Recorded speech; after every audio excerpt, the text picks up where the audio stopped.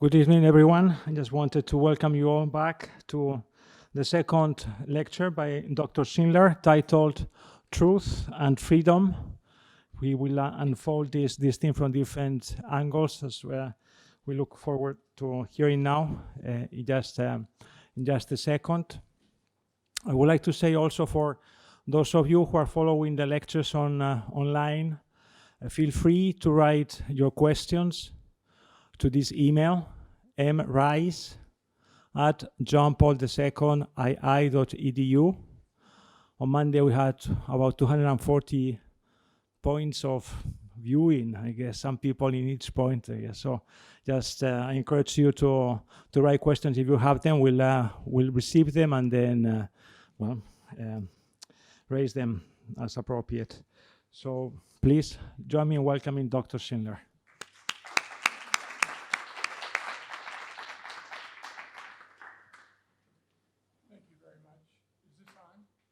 Can you hear me?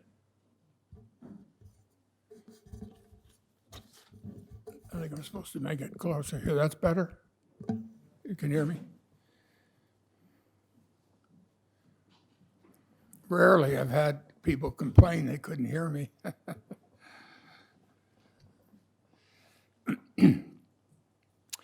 Okay, first I want to say a word so that we keep the thread here. Through the three, I want to highlight the thread that's running through all three lectures. First of all, the overarching point is really, when you shake it all down, is that what John Paul II means by an integral human liberation. It covers those 7 points, and probably you can think of others. And so that's already a very strong claim. I mean, the claim there is what's a genuinely integrates, and ultimately that's a vision of reality. The human being itself, nature of reality, the nature of God, ultimacy. And the question of political authority and political power will always, in any given society, play a significant role. But as we'll see, especially in the third lecture, the exercise of power is always in the service, in all kinds of ways. It's in the service of a vision of reality and what's good and what's true and so forth, and ultimately God. So there's that, and then the dialogue partner, since we live in such a society, is liberal democratic societies. But it's more than that. The thematic purpose there is lies in the fact that it's taken universally, without question, that the characteristic feature of liberal societies is pluralism. And it seems to me, again, I'll hammer this as I've done in the first lecture, and we'll come back to it again less explicitly in the second, but then return to it in the third, is that much of what we think of pluralism, my argument is going to be it's pluralism driven by a certain vision. In other words, even the sense of pluralism presupposes a unity and a unity of vision. That's somewhat paradoxical in the case of liberalism. And then ultimately, we want to do a question of an assessment where liberalism stands vis-a-vis the question of integral, okay? An integral, an authentic theology, vision, theological vision ultimately. And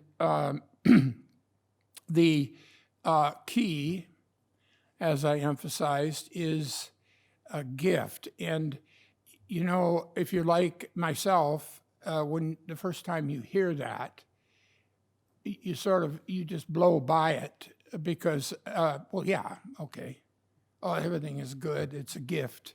What a gift, and so forth. We use the term over and over again. And it was only over a number of years and reading other things on this problem of the nature of our society to begin to see the ontological density in the term for John Paul II, and that's really essential. Anthropological, ontological, theological, and what it really calls into question, in my opinion, it's the heart of any challenge of liberal democracies or overtly totalitarian societies, is the sense, the primacy of the human being. So he's centered on the human being, but he's centered on the human being as participant in God's initiative. That's the core. He's a qua-participant in the generous God. Okay, so that when we reflect on ourselves, you know, and this goes to the heart of modernity. When we reflect on ourselves, it's not that there's something wrong with that. You want to start out and worry about what I think, what I desire, and so forth. The point is, if you're really attentive in the face of reality, you discover that there's more going on in me than me. And that doesn't mean it shows up on a screen, but there's a sense of God's generosity working in me. So there's a sense that already in the reflection on the self, I'm moved to center in God. Now there's a lot packed into that. But there's so much. So the given is gift, and the human subject is a subject, not as though there's an original disjunction, but in the most profound metaphysical and theological sense, I discover my subjectivity only as objectively given, and that affects everything. And that to me is the heart of the question of what to do in America. That America, and I keep hammering this, the paradigmatic, I'll just refer to it as what you know by now, a liberal society. But what happens then in what's so interesting about liberalism, and I should say tonight, I'll get into the language of modernity, and for all intents and purposes, I'll use those terms as, basically the same sort of concern, but recognizing that the term liberal is associated more immediately with the human act and political society and so forth. But the structure of the problem, what we call modernity, is liberalism as a form of modernity. Okay, so when I talk about liberalism, I'm talking about modernity. So what I wanted in the first lecture is to sort out this and to try to think through for John Paul II, you know, what does gift mean, and always against the backdrop of the culture we live in. And you begin to see, when you contemplate that, you begin to see how rich and ontologically dense the term is. So it became clear to me in reading this through over several years, but now looking back, is to see that liberal democratic societies offer what they rest on the contrary of that notion, and all of the seven, in some way, and all the 7 points implied, they on the contrary. And what do I mean by that? Well, we're in the process of sorting that out. But the root there, and I'll get into this again most of all in a centered or denser way in the third lecture, is that if you abstract, if your sense of the self it doesn't ponder, doesn't enter deeply, and there are all kinds of ways of talking about that, then what happens if you abstract from a generous origin, ultimately God, you get an ultimate generosity, you abstract from that, and then what happens is you immediately become the source of power. That really is at the heart of the matter. And so you operate with this abstraction, and then what happens is that the self, what we talk about generosity and so on, is a function of the power of the self. It's not rooted deeply enough ontologically. It becomes moral generosity. And I think this is one of the serious difficulties in coming to understand America, is how resolutely religious it is. Although I think that's more in question today, but historically, and it seems to me, if you want to explain that philosophically, theologically, it has to do with this original sense that it's, in terms of the structure of my being, I'm the origin of power, but then I have all these good intentions, and I have this faith in God and so forth. So and what that is again integralist liberalism. That's a point, I've said it too many times, I suppose, or liberal integralism, is if we don't see integralism in liberalism, we have not gotten to the root problem of integral and integralism. And the discussions today, for the vastly most part, haven't gotten to the root, a recognition that liberal societies are integralist. And I'm in the process of sorting out what that means, precisely in the name of juridical proceduralism as a form of government.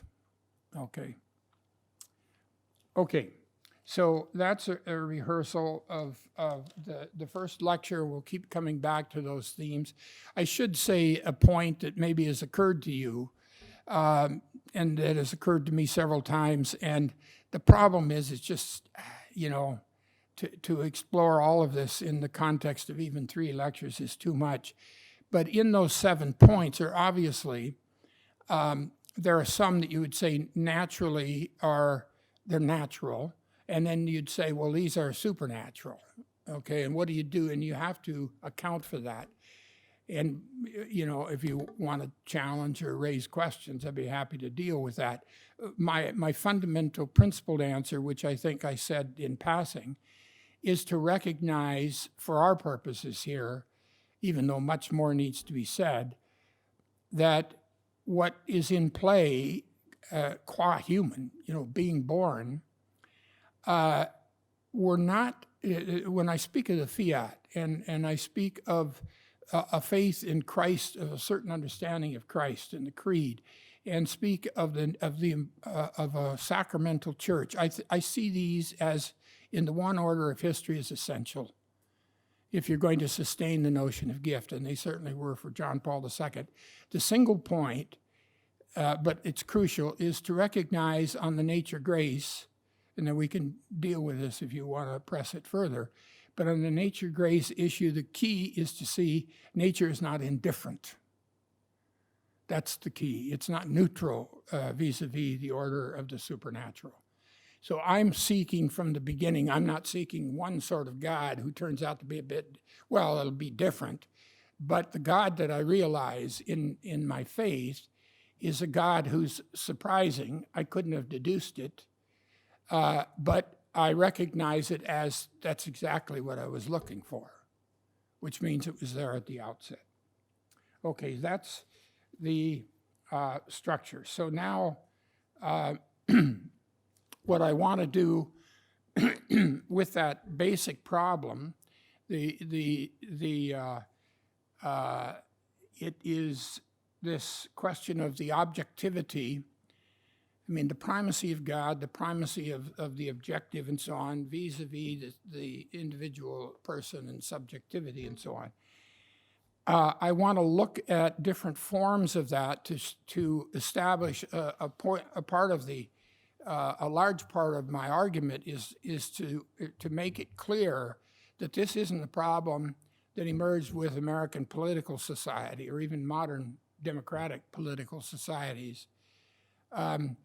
But it goes to the heart of modernity. It's the shift that the church and every person who cares about the order of the church and the order of culture has to deal with. There's something analogous to what I'm pointing out here thus far that's operative in across the board when we deal with other issues. And I take three. I'm going to address two especially, and I hope to get into the third a bit. First, and partly because John Paul II was so intimately involved in those, but the question of the relation of truth and freedom. That's the title, the specific title here. But the relation of truth and freedom, and what that means is what I take the modern assumption, again, to generalize to be, is whatever else you think about truth vis-a-vis freedom, in the modern world at least, truth is seen first and most basically as a burden. I mean, if you stand in the truth, you're less free, right? I mean, you're closed. It's a form of closure. We could dress that up a bit. And then freedom is this free exercise. I'm not determined. So there's this tension between truth and freedom. And so I want to deal with that, which was in play at the council, and I'll talk a bit about John Courtney Murray there and Wojtyła, who ended up, arguing on the pivotal point in relation, leading the groups, the two groups at the council. And then secondly, we've had this question of truth in the area of morality, so that we, again, the sense we approach moral truth, moral obligation, as a burden. And then the question is how do we lighten the load? And then you have the form that takes in our culture now, and in the church and in the culture, is that you have the notion of the ideal. So somehow I'm not a participant, but it's something I need to realize, and I want to take a look at that. Okay, and then in the third, time allowing, I want simply for all kinds of reasons. I mean, it relates intimately to this, but his treatment isn't as extensive. But it completes sort of the across the board. So we have moral truth, and we have truth and freedom, and then we have morality, moral truth and obligation, and subjectivity. Okay, and then we have Father Antonio Spadaro, the editor of La Civiltà Cattolica, who wrote this provocative little piece on integralism. Where and when you read that, you first see, you tend to say, well, what's he doing, sort of barging into America and dealing with this problem? Well, I want to at least take a look at that, because what I want to sort out there is in this third context is the God issue vis-a-vis religious experience, and Spadaro. And it helps in the transition then to lecture 3, is that Spadaro, he goes after integralism, fundamentalist integralism in America. But what I want to say enough to show, but the only problem is he does it as a liberal integralist, okay? And he illuminates that. It becomes sort of interesting because he's also made a point of interpreting the document, how the document on human fraternity that was signed at Abu Dhabi, which I gather he had some role in, is he uses that as precisely the basis for justifying. I mean, you see the logic. And I'll deal with that. That is, it's a short piece, so if I summarize it now, I'll be summarizing it again. I'll have to deal with that. But I think it's interesting to see what he does in a very brief bit. What he does is hammer the right wing, in my language here. I say what he succeeds in doing in that article, and then by implication his further writing that I've read, which is limited, is he shows you what the argument is against right-wing integralism on the basis of left-wing integralism. That is, they're both forms of liberalism in my sense. They both are operating within the framework of a liberal society. And it's worth taking a look at that because anyway. Okay, so I will, and then as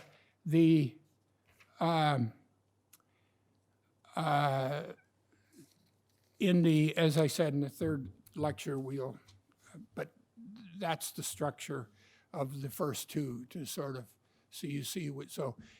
we'll deal with somewhat critically with 2 Jesuits and 1 Dominican. Okay, I guess that's fair, I don't know. But, and then with Wojtyła running through at least the 2 major discussions here. So I'll begin then with the debate at Untitled Chapter at the council, and then we'll move on to the debates surrounding the issue of moral truth. Between November of 1963, so at the council, I'll give a brief account of the council. Between November of 1963 and December of 1965, 6 distinct drafts of what became the council's text on religious freedom, Dignitatis Humanae, were presented to the council fathers. Broadly speaking, there were 2 important debates. The first concerned the very legitimacy of the right to religious freedom, associated, for example, with the name of Archbishop Lefebvre. So the idea, was there such a thing? Okay, the assumption that there was. Now, how do we understand it? The second debate then was over that second point that occurred among those who supported the right to religious freedom, but differed regarding the foundations and nature of the right. The differences were expressed in 2 opposing approaches termed juridical, approach represented by the Americans and John Courtney Murray on the one hand, and the ontological, as they came to be called, represented by the French, Polish, and Karol Wojtyła, bishop from Poland, on the other. These approaches differed significantly on 3 main points, each of which concerned at root the question of the pertinence of truth to the exercise of freedom in the political order. So let's, first, the juridical approach. And this was the draft, that the view that prevailed. I won't go to up to that point, the history of it, but in the third draft, this juridical approach prevailed, under the leadership of John Courtney Murray and the Americans. So, and what are key elements? First, the nature of the right to religious freedom consists in immunity from coercion and is thus negative. Freedom is understood for all legal constitutional purposes as a structurally indifferent act of choice. Second, the foundations for this negative right lie in the human act's exigence for exercising initiative. Relation to the transcendent order of truth and the good God, remains important for private individuals and institutions, but it is juridically irrelevant. When it's we abstract from that question for official legal purposes. The third point that consists of the fact that the criterion for any political limitation of the expression of freedom lies in the notion of public order. The legal adjudication of perceived violations of rights is, in other words, according to this notion, is understood in terms of a justice or fairness conceived formally in terms of the balancing of conflicting interests rather than in any objective natural ethical good. And again, as I mentioned, Murray played the decisive role here. The ontological approach, then, on the other hand, which prevailed at least to a significant extent following the third draft, and then in the final. But again, corresponding 3 points. The first, the negative right consisting in immunity from coercion is understood to flow from the positive relation to truth implied by the human being's natural desire and moral exigence for truth, ultimately about God. This relation or obligation to truth and God gives an original positive direction and content to the negative sense of a right understood in terms of immunity. The foundations, and then the second point, the foundations for the right to religious freedom lie in this natural order consisting in every human being's inclination to and obligation toward the truth and God. Third, the criterion for adjudicating the proper limits of the exercise of freedom lies in the concept of a just public order. A public order, that is, which is tied to a substantive, natural common good, and hence a just or ethical public order. The declaration in this sense may be said to retain the ancient classical idea of the purpose of the polity, while it now emphasizes freedom as a distinct good intrinsic to the latter. And that's what seems to me the crux. And that's already a controversial claim, but it seems to me the heart of the rightly interpreted of the achievement of the Declaration on Religious Freedom is not that it attenuates good. I mean, rightly understood, it's that the order to God and the order to truth itself, given the subject, emphasizes freedom as itself a distinct good. In other words, there's an interiority in the human being. And so there's a greater recognition of subjectivity, but in a way that sees the unity. In sum, let me just read it here, to religious freedom adopted by the Church in Dignitatis Humanae rests on the mutual implication and thus indissolubility of truth and freedom.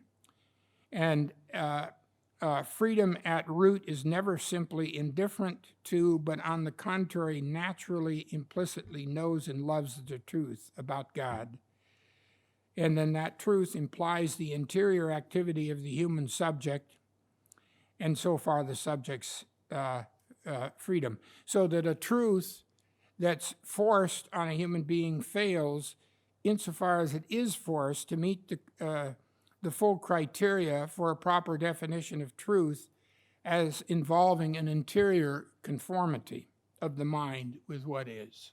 Seems to me that's the heart of it.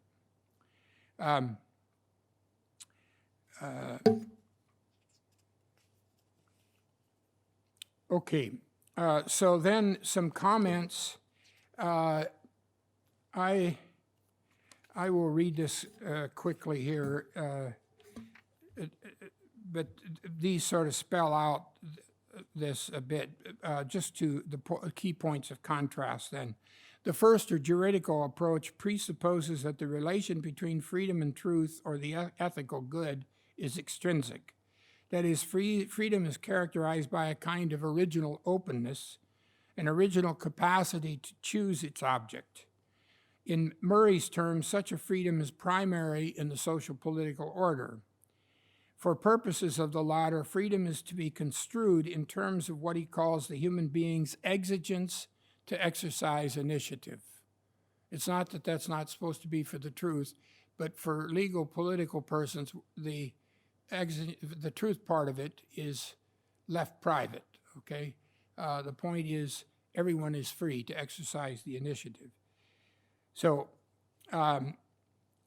his point is to recognize the initiative, but at the same time, his conviction is that man's order to truth and the good and God are not relevant to the political order as such.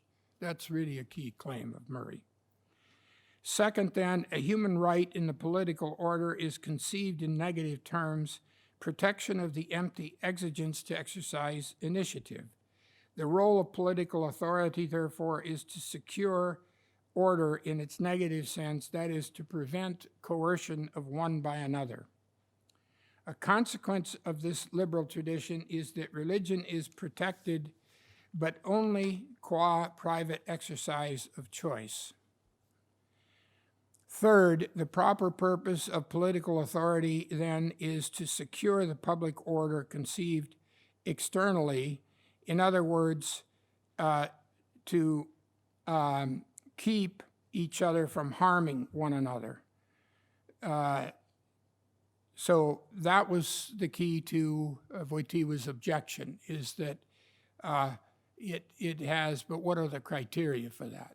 Okay, so the second approach, ontological, and with the influence of Wojtyła, the heart of the matter is that man is made by nature for God, and his dramatic intervention, sine veritater tatur non datur libertas. Without truth, there is no freedom. And it was on the basis of this, this shift. So things were set at the following the third draft to vote on what was basically Murray's version, but with this intervention, Bishop Ansel from France, Polish, Wojtyła, and so on, it was postponed. The vote on this document was postponed, and he wanted, and Paul VI wanted these corrections put in. But his stipulation in putting the corrections in, it's an important stipulation because he didn't permit a recasting of the whole document, restructuring it.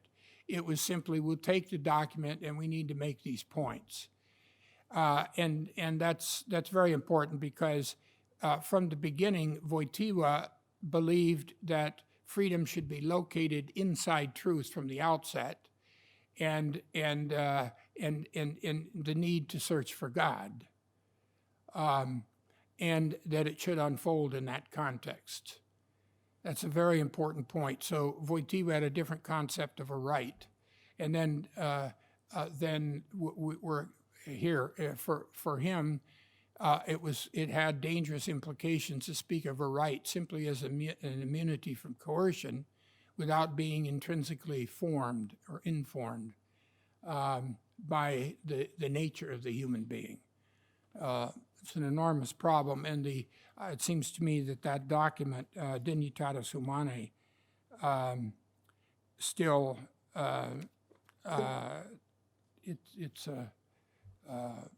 it's a lingering issue, it seems to me. But clearly, the council at least moved in that decisive direction toward the priority of the relation to God and truth. So in sum, Dignitatis Humanae, far from making the truth question moot, invites us to recover its universal pertinence. This question now comes with a deepened awareness that truth itself intrinsically requires freedom for its own realization as true. The declaration is not an invitation to neutralize or bracket, for legal reasons, the truth question, but to retrieve it in terms of a method that recognizes that truth can impose itself on the mind of man, finally only in keeping with its own nature as truth. And it seems to me,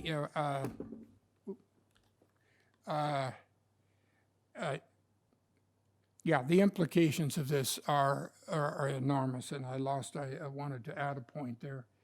Perhaps it'll come to me. But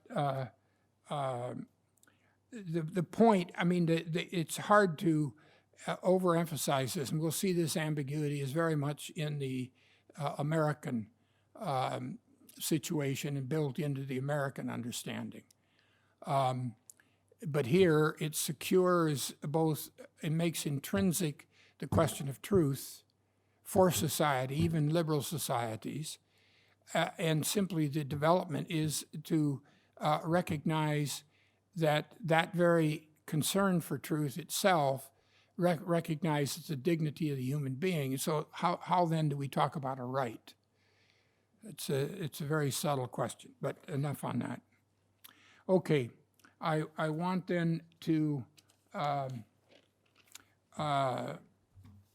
move on to the second context regarding the question of moral truth. And again, keep in mind what our concern is. It's this polarity of subjective and objective. Modernity and liberalism, I mean, here in this document, Amoris Laetitia and Veritatis Splendor, it's modernity, but it's the same structural problem. That's the point. So, Humanae Vitae states that every marital act must of necessity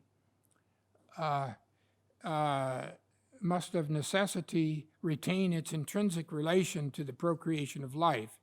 The encyclical states that any action which either before, at the moment of, or after sexual intercourse is specifically intended to prevent procreation, that action is morally illicit.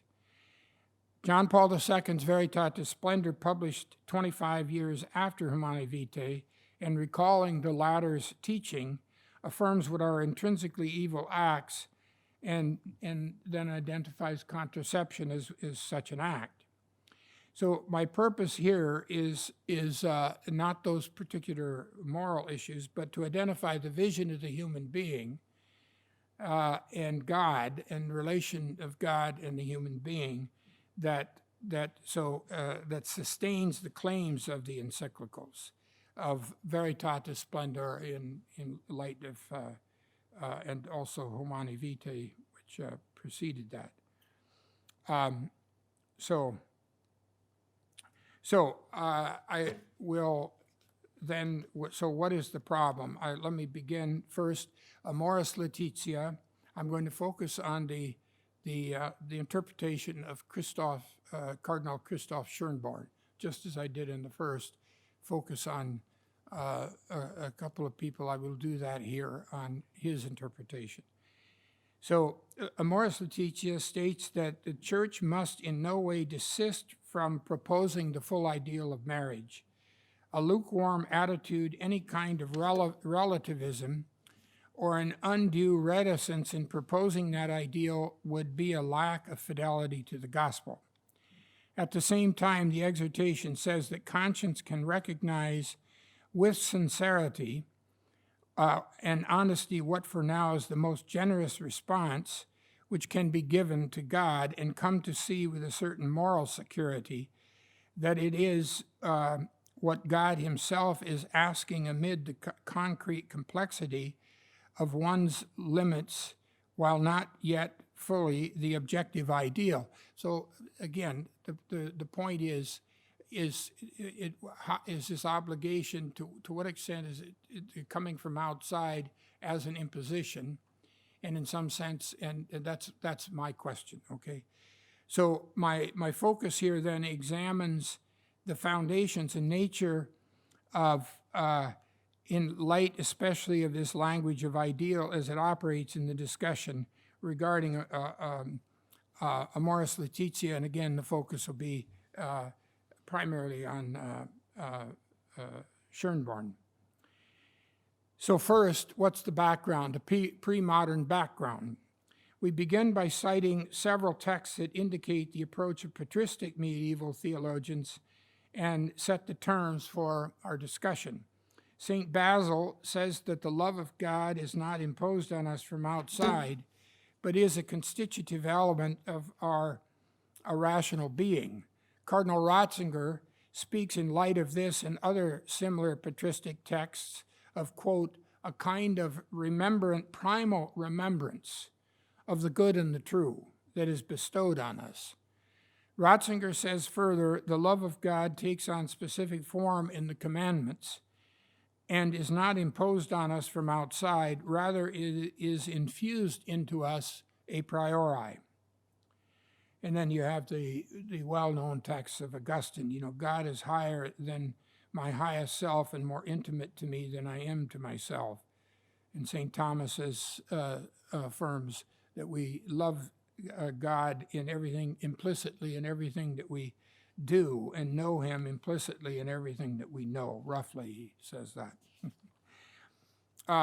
And so these are rich implications in my argument, and regarding Wojtyła, obviously, is tied to statements like this.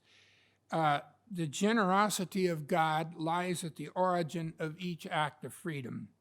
This generosity is reflected in the good and the true, which God communicates and in which freedom from its very roots participates.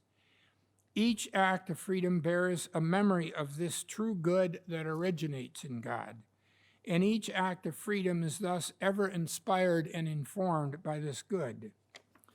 God infinitely transcends us, even as he is more interior to us than we are to ourselves. And therefore God's law, which is given to us from above, at the same time penetrates our innermost depths. Natural law is rooted in man's inclinations to the good and the true, even as these inclinations themselves are elicited by the good and the true. So we can summarize the approach of the patristic and medieval theologians in three features. First, the origin of creatures is God, and thus a fullness of actuality that is generous. He's the source of all goodness and truth. Second, all human beings participate in this original generosity, and thus by their very nature in God's goodness and truth. The exercise of freedom is never first or simply a choice between objects, but always participates in the good initiated by God. Choices emerge in that context.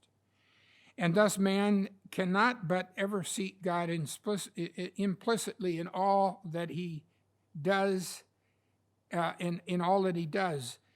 The basic truth to be affirmed regarding creatures being and acting thus regards their participated, hence responsive generosity, gift.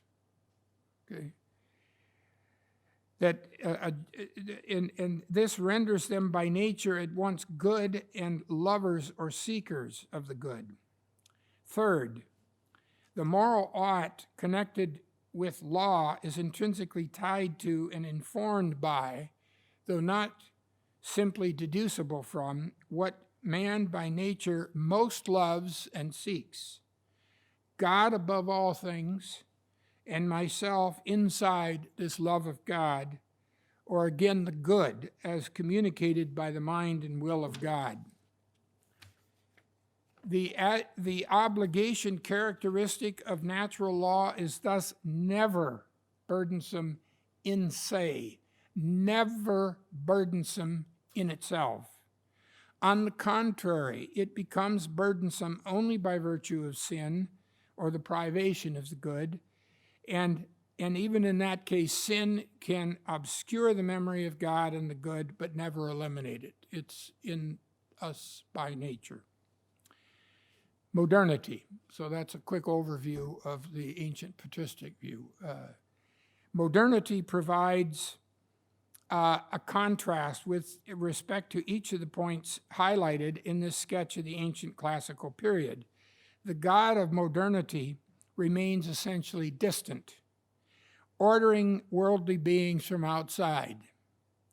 Moral law is imposed from without. It is not first an interior order indicating what I myself by nature participate in and desire by virtue of God's creative initiative. God's creative power is viewed as essentially effective power, unintegrated by the good communication of goodness and truth. God's law in this context takes on the character immediately of a burden. Why? Because, as communicated simply from outside, it needs to be appropriated first of all by man's own power, without the participatory power of love that is implanted in my nature in God's act of creating me. Serve, Dominican ethicist, Serve Pincus, he's been dead for many years now, but he worked on Veritatis Splendor. His treatment of modern moral theology is important here, and many of you probably by now have read it. Noting the decisive influence of William of Ockham, Pincus traces how what he calls the explosion of nominalism in the 15th through 17th century changes the essential structure of moral theology that was characteristic of the fathers of the church up through St. Thomas. Nominalism, I mean, there are a lot of ways you can talk about nominalism, but here I would simply say there's no sense of participation in something that's beyond the self and that we share that God has given us. But we're sort of on our own. We're bootstrapping ourselves as though we're not participants, okay? I mean, roughly. That would be nominalism, okay? So morality then involves the embrace of truth and love, and therefore love is not merely a subjective phenomenon. This is still Pincus. Of its nature, love contains and poses objective demands. Love itself does. In the name of a new conception of human action, centered in what Pincus terms freedom of indifference, there emerged in modernity a tendency that set aside natural inclinations and de-emphasized the virtues, favoring a moral law that now stressed obligation. The two poles of moral theology, in a word, became obligation and freedom. With this, Pincus states, a chasm was fixed between modern moralists and the patristic tradition. So we can say in light of Pincus that what happens in the modern period, modern moral theory, you get an objectivistic law that's a matter of an obligation drained of any participation by the creature in the generous power of God's truth and goodness and love, coupled with then what is a purely subjectivistic freedom of choice, of indifference, marked by an extrinsic relation to the same law whose obligatoriness lacked participation in the generous power of God. The problem is that the burdensomeness of the moral law is now due to the law itself and its obligatoriness, which are no longer understood to involve man's inner natural participation in God's communication of goodness and truth. So it's a matter of God-centeredness and the generosity of God in our participating in his generosity. Okay, so now Veritatis Splendor in this light. It opens with these words, the splendor of truth shines forth in all the works of the Creator and in a special way in man, created in the image and likeness of God. Truth enlightens man's intelligence and shapes his freedom, leading him to know and love the Lord. Hence the psalmist prays, let the light of your face shine on us, O Lord. So the distinguishing feature, in my opinion, of the encyclical is its recuperation of pre-modern or patristic medieval thought, with the latter's primacy of God and the good lying at the origin of human action, in a way that simultaneously incorporates while transforming modernity's emphasis on the subject.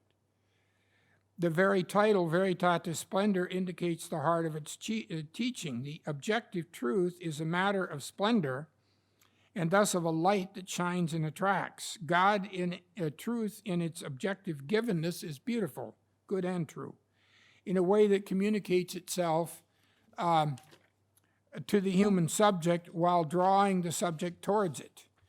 The human subject finds his or her exercise of freedom from the outset and all along the moral journey, inspired and informed by this splendorous truth. What Veritatis Splendor deepens with respect to the pre-modern tradition emerges in the face of modernity's split between the orders of objectivity, moral law, and subjectivity, freedom. We have noted the effect of this already in the sphere of modern moral theology. Veritatis Splendor in this light renews the pre-modern tradition by returning God's love with its essential interiority and goodness to the original meaning of both the objective obligatoriness and the subject, the free, now participatory agent of moral action. The result is that Veritatis Splendor transforms the nature and method of modern moral theology. On the one hand, the objective, obligatory order of the moral law is tied to the primacy of God's generous activity and thereby informs and accompanies the free response of the creature. On the other hand, the subjective freedom of man is now always already formed in the order of love and the good, carried objectively in his nature as created and as expressed in what is termed natural law. In sum, Veritatis Splendor teaches us that the moral law is a command of God's will, only as also the immanent natural order of his love and goodness. God's moral commandments and God's merciful love that accompanies us and reveals our dignity ever more deeply have the same origin and reference, namely God's splendorous truth revealed in creation and in an infinitely greater way in Jesus Christ. Okay, now what I will do here, keeping an eye on the clock, is that I want to a brief introduction and then a couple of pages here on Schönborn as one of the key critics. My contention is that as read by many interpreters, that in their intended, basically, I want to say is that many of these interpreters that have trouble with Veritatis Splendor are not transforming modernity, but they're operating in a dialectically inverse form. They're instantiating the modern patterns. In other words, you had the dualism of objectivity and subjectivity in the modern period, which emphasized the heaviness of the objective, and now, without challenging that, you get this dialectical reversal, and so now we keep the dualism, but privilege now the subject. And the whole point of Veritatis Splendor is the whole point of Veritatis Splendor is to overcome that, to transform that. And so what happens in these discussions, I'm wondering if I should, well, a couple pages here on Schönborn, is that okay? I will just read, it typifies, and it's a fairly intelligent criticism of Schönborn in his defending this new approach. The way that Amoris Laetitia is read as sort of, it's almost as though it's being, by these interpreters, is being read as just an extension of modern moral theology with a heavy emphasis on objectivity, and misses the fact that the whole point of it was to transform modernity in light of the tradition. Okay, so Schönborn, in an interview in America Magazine, Cardinal Schönborn, Christoph Schönborn is Cardinal of Vienna, states that we need an approach that does not renounce the ideal, and you see the logic of his position here, okay, and I think it's fairly clear. He says, quote, he said, we need an approach, so he's responding to Veritatis Splendor and Amoris Laetitia, and he says we need an approach that does not renounce the ideal or the patrimony of doctrine, so the ideal of doctrine, but has the courage to look at families as they are, not as projections of the imagination. The Word of God does not manifest itself as a sequence of abstract texts, but rather as a traveling companion. This is a great pedagogical truth. This is all quoting from Schönborn. It is the attractiveness of the good that motivates and gives the strength to walk along this path where the Father God attracts us and searches for us, no matter what our situation may be. Again, quoting. The positive pastoral style means accompaniment along the path of growth. This is what is meant by the law of graduality, or gradualness. The human being gradually moves forward through the progressive integration of the gifts of God. The pastoral style is then a way of expounding doctrine in a gentle manner, linking it to the profound motivations of men and women. So, as I said, that it seemed to me that the interpreters of Amoris Laetitia, and including Schönborn, repeat in a dialectically repeat in an inverse form the terms of modern moral theology. And what I meant by this is that their interpretation, contrary to modern theology, rejects the priority of the law in favor of the journey of the subject of freedom, all the while their interpretation, consistent with modern theology, continues to assume a primitive extrinsicism between the free subject on the one hand and the objective and the law on the other, or the objective action of God on the other. Cardinal Schönborn stresses that the novelty signaled by Amoris Laetitia consists in approaching the realities of marriage and family from below and no longer from above, and thus in a more Aristotelian than Platonic way. That's an important historical point.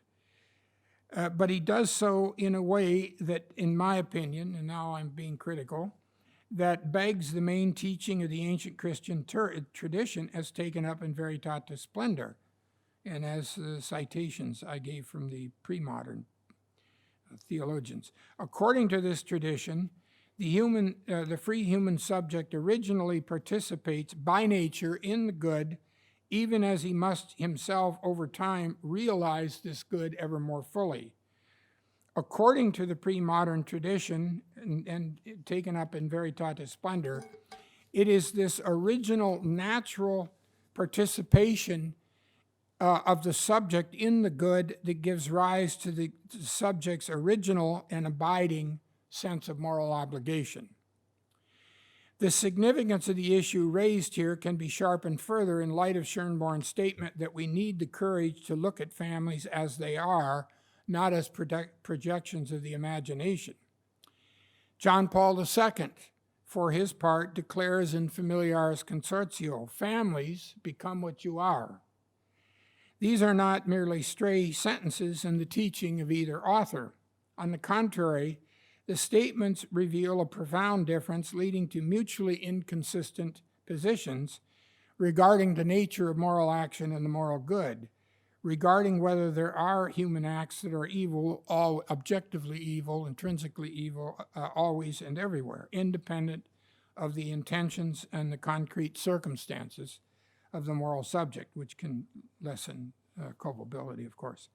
The fundamental difference between Schönborn's and John Paul II's statements is revealed in the way each employs the apparently innocuous term "are." Schönborn contrasts how marriages are with how our imagination might project them to be, with how we idealize them. This implies that marriages as they simply are in their everyday reality as marriages lack participation by nature in the good they are yet to realize. John Paul II, on the other hand, urges families to become what they are. But this implies that marriages as they simply are in their everyday reality as marriages lack participation by nature in the good that they are lack complete participation in the nature of the good they are yet to realize. Excuse me.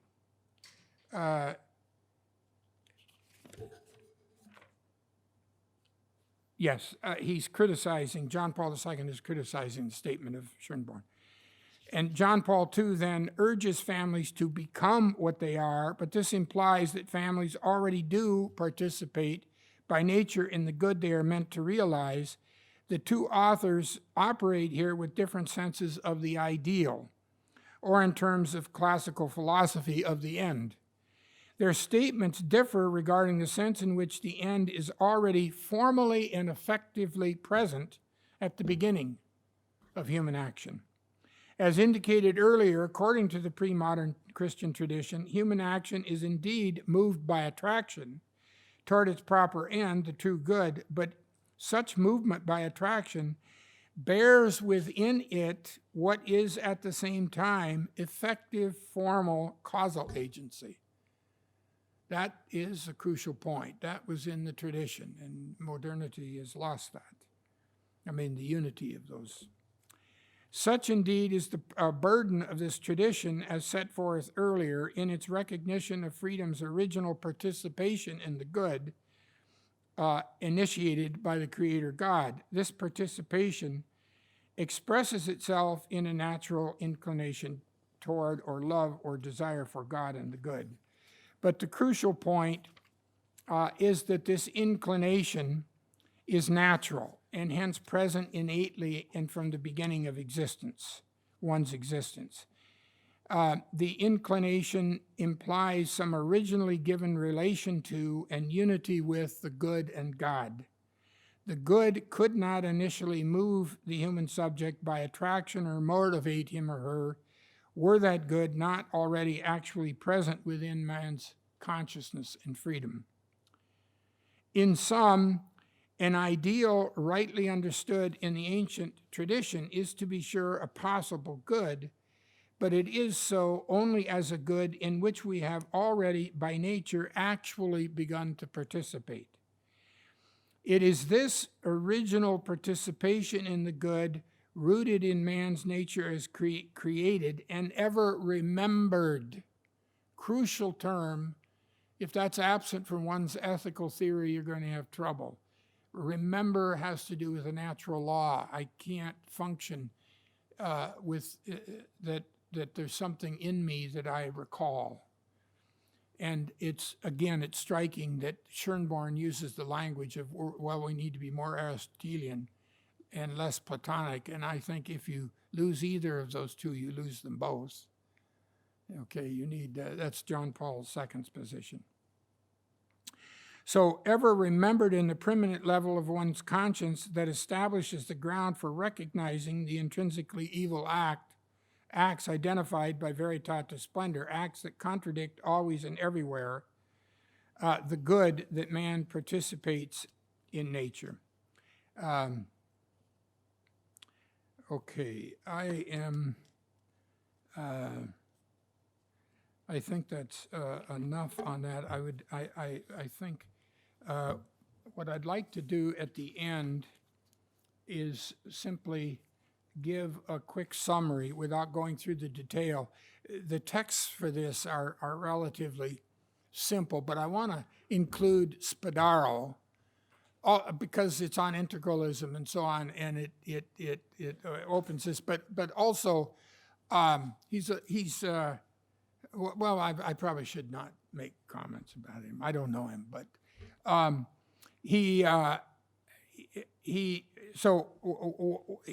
does he fit into this? And again, the writings are, he's a journalist. He edits La Civiltà Cattolica. He lives in Rome. But what we see in Spadaro and why it kind of completes the point here is that it's the God problem, and what about religion entering into things and religious truth? And basically, Spadaro, many of you, most of you perhaps, read his article that was published in America. I forget which a journal at the moment, but where he's critiquing this. What he sees as, discerns as a new, renewed religiosity in America and a growing danger with fundamentalism of Protestantism and integralism of Catholics. And what's interesting, and so I'm going to highlight here rather than go through the thing, is where you look for so what does he mean by integralism? Well, when you read his article, and then this other article when he writes on the document on human fraternity, it's basically the idea that you have religious influence entering into the structures of civil society. That it's almost by nature for him precipitous. Okay, especially if it involves any claims of truth.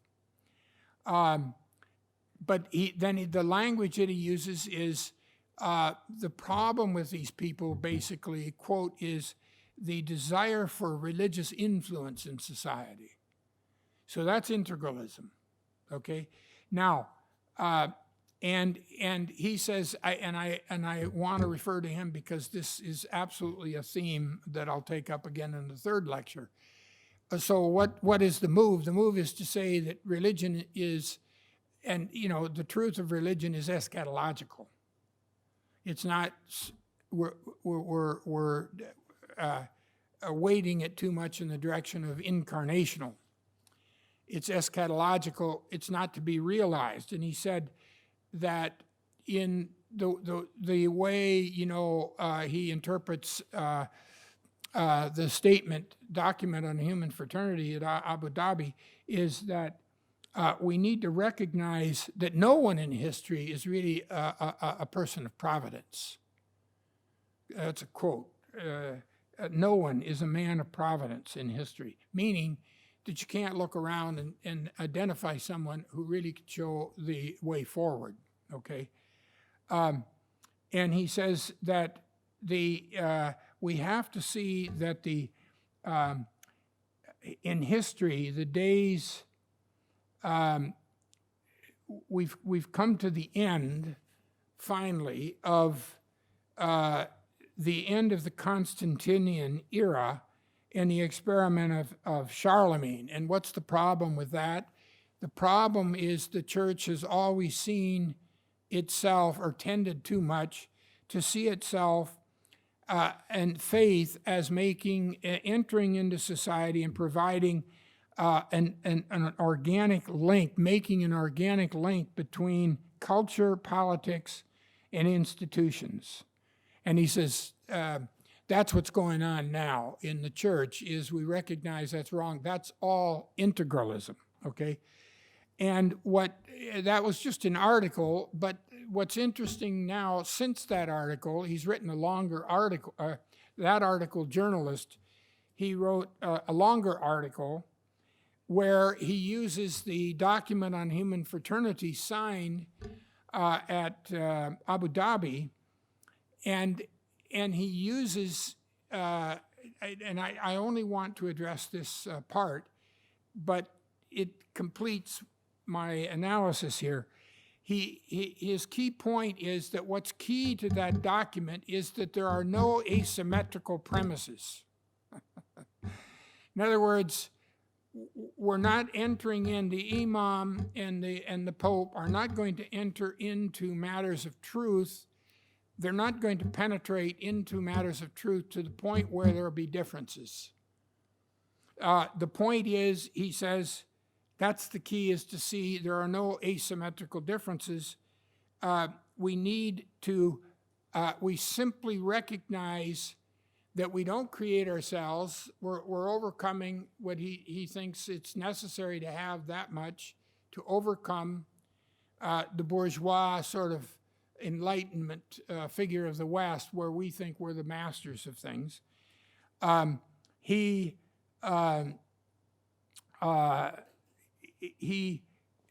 says, so we have to talk about an origin outside ourselves, but that is to do what? That is a backdrop where you have a kind of agreement on ultimacy why, so that then you can engage full-bore fraternal love.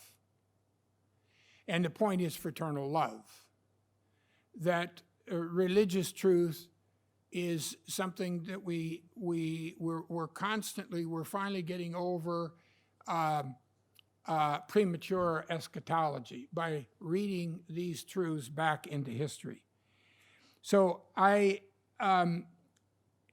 that's an interesting thing, and so I just give a summary to complete. So with that, what I want to say to prepare us for next week, I mean, I can't gather together all these themes, but to show how pervasive this divide or this extrinsicism is between the human subject and the objectively given. A God, you can put it in so many different terms, that characterizes modernity and liberalism in its various forms, and to see that this is pervasive. And this is the thing that next week, I guess it's tomorrow, right? That what I see to be what's operating here is, it's sort of, we've arrived at the end of history. It turns out to be liberal, and it's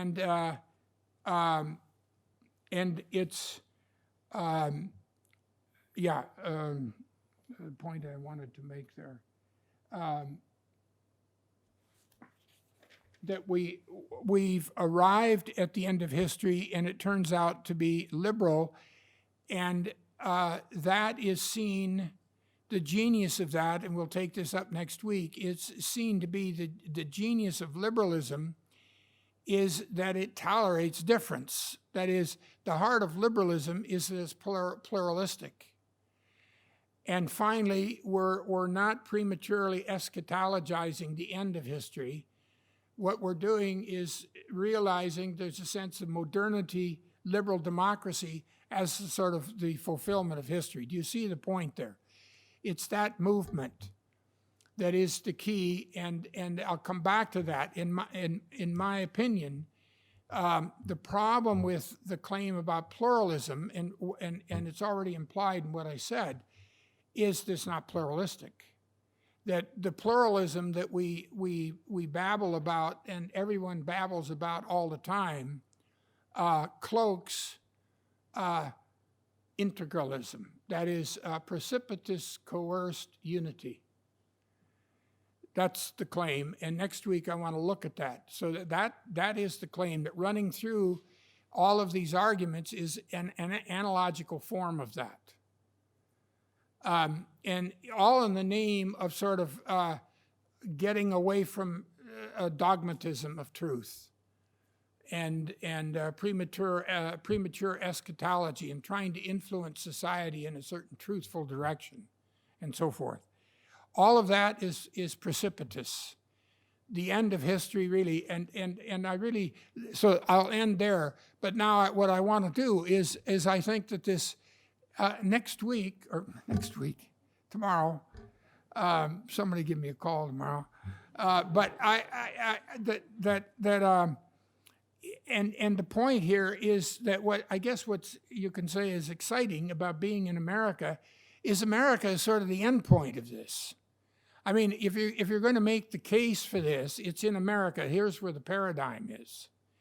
And the genius of America is its pluralism, and we've arrived at the end, which is we're not going to be precipitous in immanentizing the eschaton, so to speak.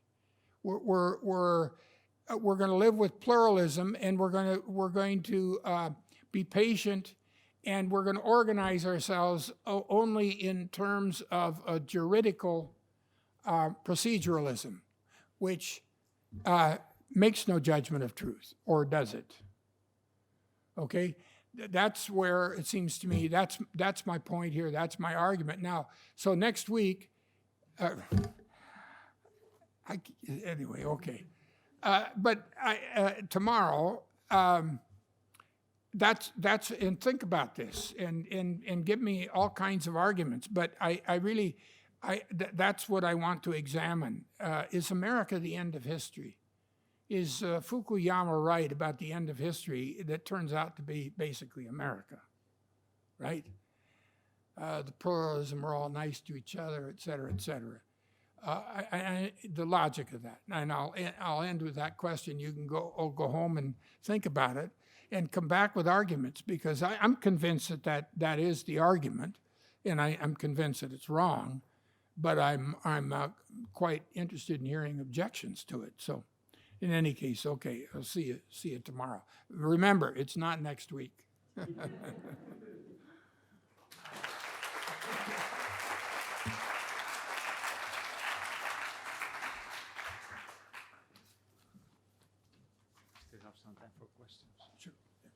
We have some time for questions, so you please raise your hands, and then please the microphone, please behind you.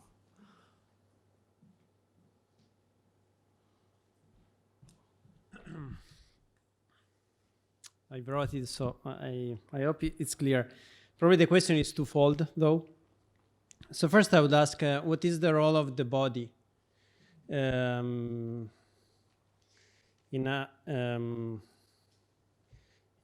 showing the relationship between, disintegrate the relationship between objective and subjective, truth and freedom? This is the first part of the question. The second part is that, John Paul II, of course, emphasizes the role of the body in his teaching on original experiences. So what do you think about this? The fact that John Paul II seems, without denying the primacy of the objective, he starts from the subjective experience. In a way, in retrieving tradition, he recognizes the claim of modernity as well, the claim of putting the emphasis on the subject. So the primacy of the objective creates the space from the primacy of the subjective in some way, an existential primacy.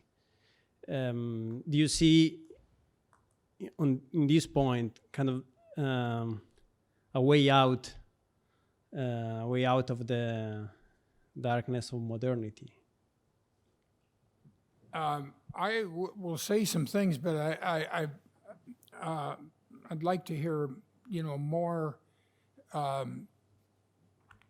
more about what the thrust of the question is. I mean, the role of the body. I think of John Paul II. I mean, the role of subjectivity. That is. I mean, it is primary in him, and so much of what he learned. I mean, it was later. You know, I mean, he wanted to. It's sort of obvious. You don't want to reduce it to this, but growing up in a repressive situation in Poland, you think of the subjectivity more of the subject. But I think in the time in his papacy, he develops. But again, that might it maybe trivializes your question. But the things that come to me are the body, for him, the theology of the body, and family. That is, the spousal relation, family life, the child, as primordial or primary, primitive revelations of a gift. I mean, to start there, and that is sort of the key to all of these other manifestations and levels. That when he talks, I mean, there's some of his writings when he talks about theology of gift. He says the greatest possible gift. The greatest possible gift is the child. And I mean, so to do a phenomenon, to ponder why that's so, and then the role of the man and the woman that God Himself creates in and through the unity. I mean, a bodily unity, and so on, and the family as the privileged source of this. But is this what you had in mind, or I mean, would you want to amplify your question? I have a suspicion I'm missing something very important here.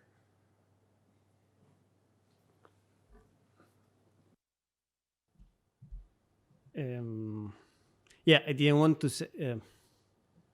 Then I talked about the subjectivity issue, okay? But when I was thinking of the body, I was thinking of the place where objectivity and the subjectivity meet, and the place where a sort of a circumstantive relationship between the two can happen. Yeah, so I just wanted to ask you something about this. I mean, having in mind that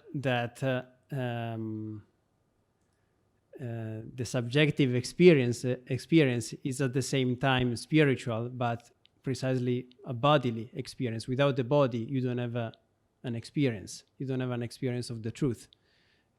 That's why then I asked the question about the existential primacy of the subject. Yeah, I mean, the providentiality in his emphasis on the subject. I mean, in the classical tradition, for all of its greatness and all of the openings, its focus on the subject is very metaphysical. I mean, it's not these dimensions of John Paul II. There's a phenomenology and the experiential and the subject itself. I mean, this profound appreciation of the subject. And I think you're right in terms of the inclusion of the objective order of gift is revealed in the most intense of subjective relationships, of two subjects in a conjugal union, and so forth. And the child, that uniquely, it's from that embrace that the gift of a child emerges. But I mean, it would be certainly in those directions that I would press it further. Dr. Atkinson.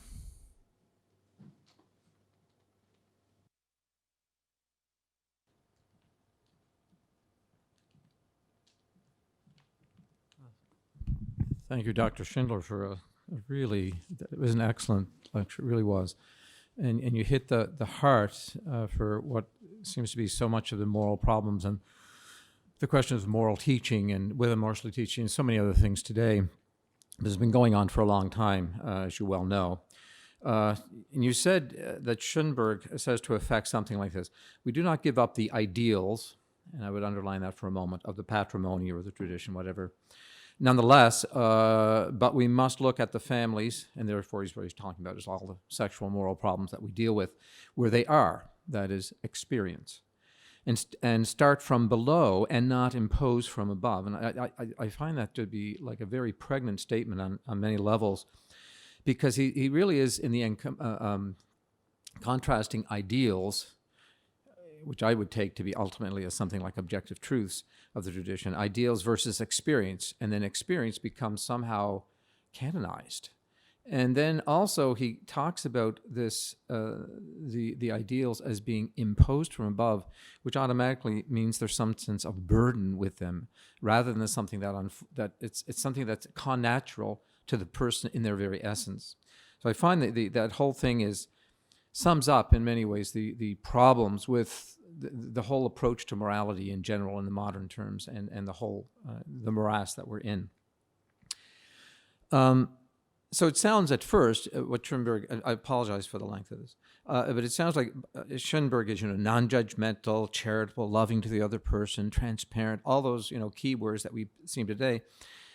But it's also implying that the last 2,000 years of Christian moral experience and of the experience of the church and the pastoral experience of the church really has been deeply flawed. It's almost as if we only have discovered genuine accompaniment today. I would think that the woman at the well and the woman caught in adultery might have something else to say. And just the very experience of those who met Jesus, we can see constantly that is at once deeply and profoundly loving and non-judgmental in the true sense of that word as the person qua person, and yet he never leaves not ideals but truth. You take the woman caught in adultery, go and sin and no more. And it wasn't some type of, do whatever you want as long as I'm with you.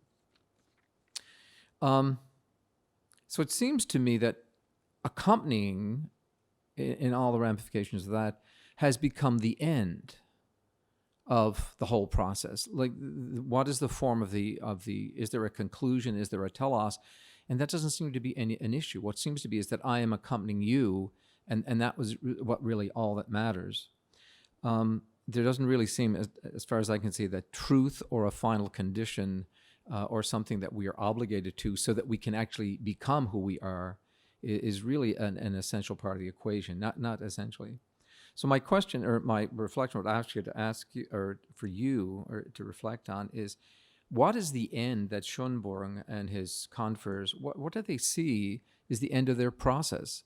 Because I don't really get what they're doing. There seems to be that the road is all that matters, and there really is no conclusion. It's almost something we make up, and you can make it up to a certain degree, and I can make it up to a certain degree, and it doesn't really matter. I don't know if that's clear, but It is. Thank you. I'm grateful to Schoenborn for introducing the language, because he makes, it seems to me, he opens himself clearly. My response to the question you're asking, my response is, well, yeah, but what we need to do is keep Aristotle and Plato united in a fundamental way, and what I mean by that, I mean a lot of things, but here, there is no end that is not also a form, you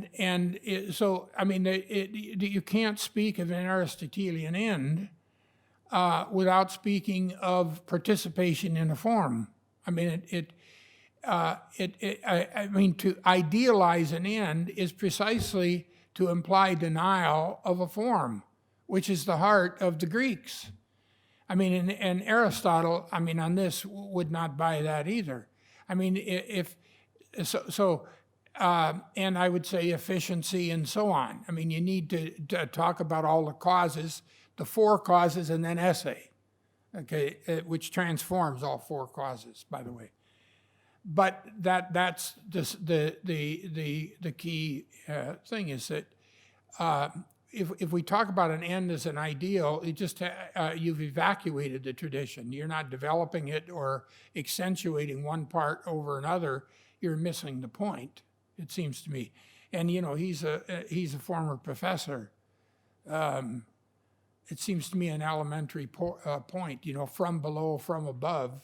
That doesn't make sense to anybody in the patristic medieval tradition, or the church as you know, that carries that. Dr. Crawford.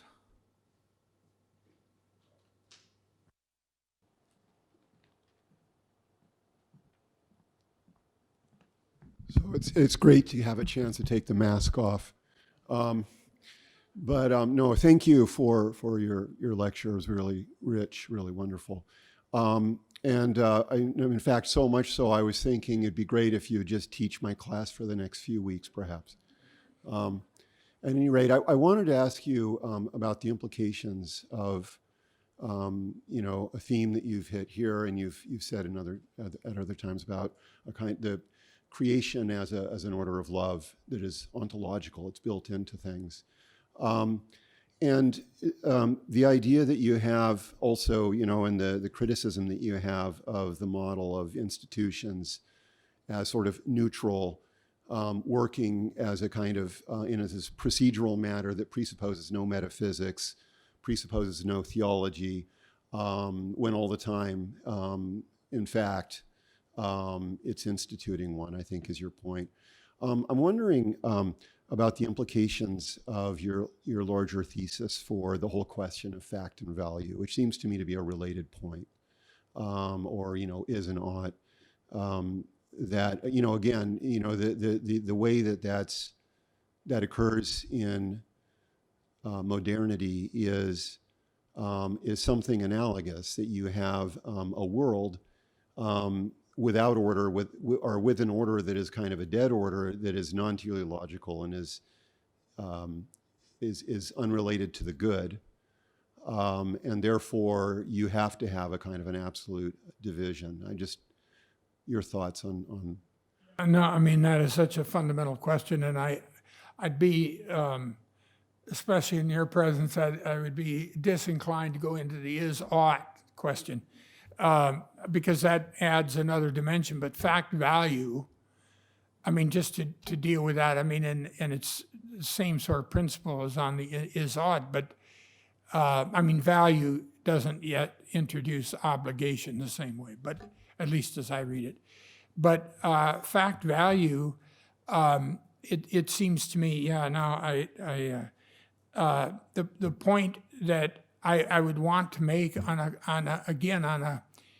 a classical view, and I'm not just appealing to history, you'd have to show that the classical view is true. You know, at the deepest level, there are no facts that are valueless. You know, I mean, and you have to be careful how you interpret that, but the being and the good are convertible. You know, and I think you can't relinquish that. But then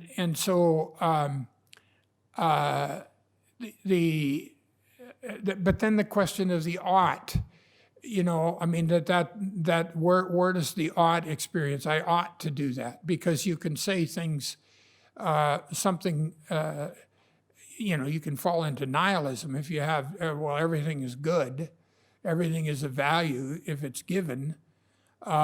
You've got to deal with the ought question, but the basic thing is that there's nothing. What I infer from that is that, again, this is just such a smidgen of, I think, what you're implying there, but there's nothing. Our attitude toward the world is never simply the world is an object of use. I mean, in other words, the rightful understanding of a fact-value distinction within a unity, ultimately, if you press that metaphysically, what it means is we live in a universe of where the transcendentals are convertible with being. I mean, I think that's what the distinction.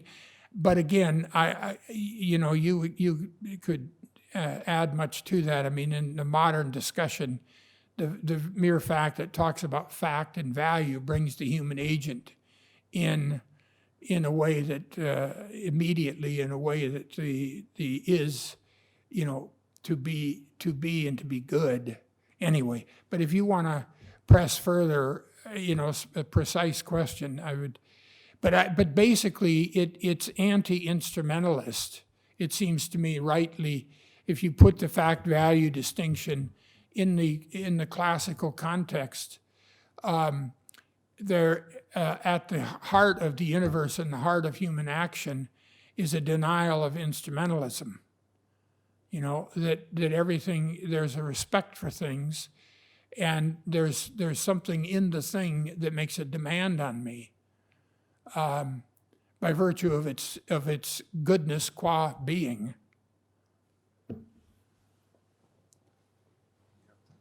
Yeah. So one electronic question. This person is asking for the following: what is the role of faith in what you spoke about today? It seems to me that the main difference between what you mentioned and Schomburg, Spadaro, is also at the level of faith. This person means the recognition of God's interiority in the midst of things. What is the meaning of faith, for example, in the sacrament of marriage?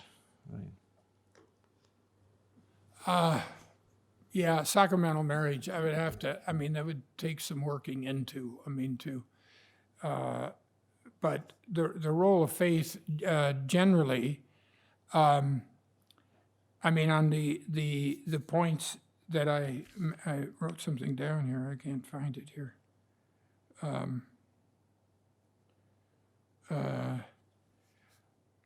Repeat the substance of that. I'm sorry. I wrote some notes here, and now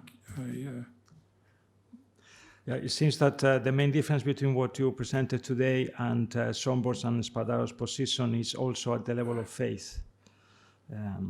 It's the recognition of God's presence in the interiority of oneself and reality. So what is the meaning of faith, for example, in the sacrament of marriage?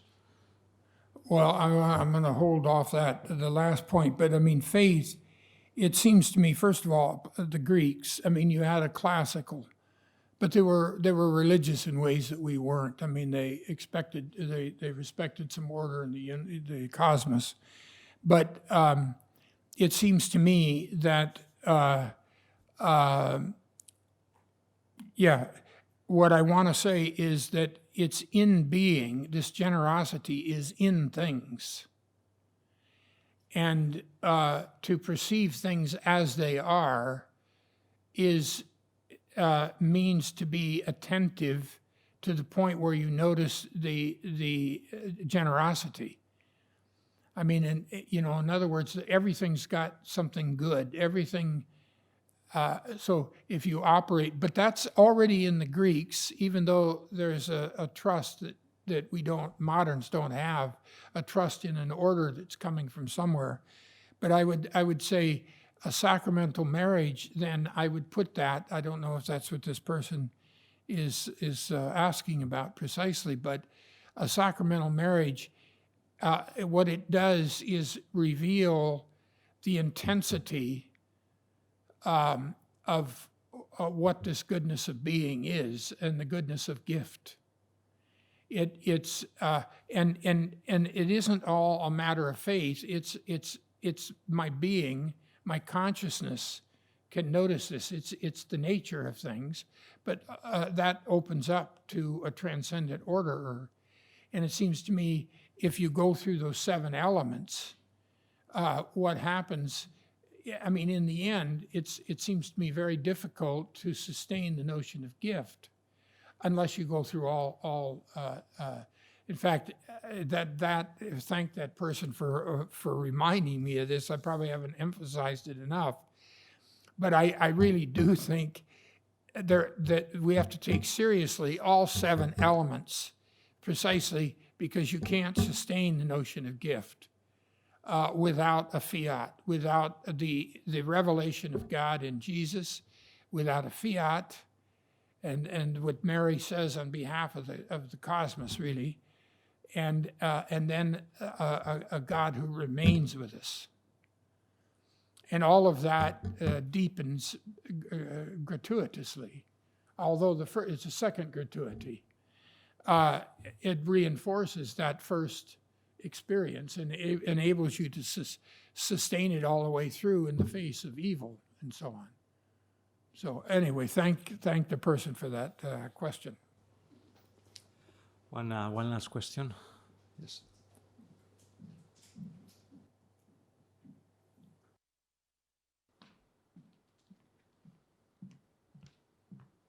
Yeah, so I was wondering how to phrase this question correctly, and this may be something you're going to go into tomorrow. But as you were speaking, I couldn't help but thinking that in addition to the kind of structural metaphysical developments you point to, there also is like the question of God himself.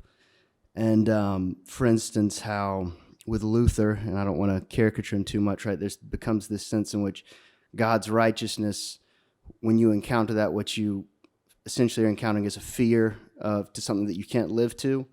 It's not something that calls you to participation. And so in the face of this, right, you have recourse to faith, but the positive connection gets lost. And then it even seems like in Calvin, what Christ's sacrifice really becomes in a way is God saving you from himself. At least, not to press it too far. So I guess I'm wondering, the sort of God that modernity encounters, at least as part of the West, became Protestant, are they in some sense, can there in some sense be sympathy for them in rejecting to some extent a God that, they could not, that can't be properly worshipped, it seems to me, not to make it too extreme. But. No, I think I would reinforce what I said before, that I think, and at the outset, I don't think you can sustain the notion of gift all the way through. Can a person do it? Well, yeah, it hasn't been done in history. That the point is, there's a dynamic, both a dynamic of restlessness, but also that restlessness is driven by sorrow and by pain and by evil. In other words, it's too much for those original experiences to withstand, that the brokenness seems to overtake. Who says everything is good, true, and beautiful? People laugh at that. If you tap somebody, you're riding the metro, and hey, what do you think? No one thinks that, right? I got bad things, and there are good things, and bad days, and good days, and so on. And all of that is real, and then there's real pain. And it seems to me you have to move deeper and deeper and deeper. And this is the Chalcedonian Christ, the fiat of Mary, and then a sacramental church. God has not only created us, but he's come amongst us. And he's going to accompany us. And that this is a revelation of what ultimate life and love is. If that again is the question, but I would that's why I think the logic of gift can be a parlor game if it doesn't unfold into all of these other considerations, the logic of gift. Thank you very much, Dr. Schindler, and we resume tomorrow at 7 p.m. Thank you.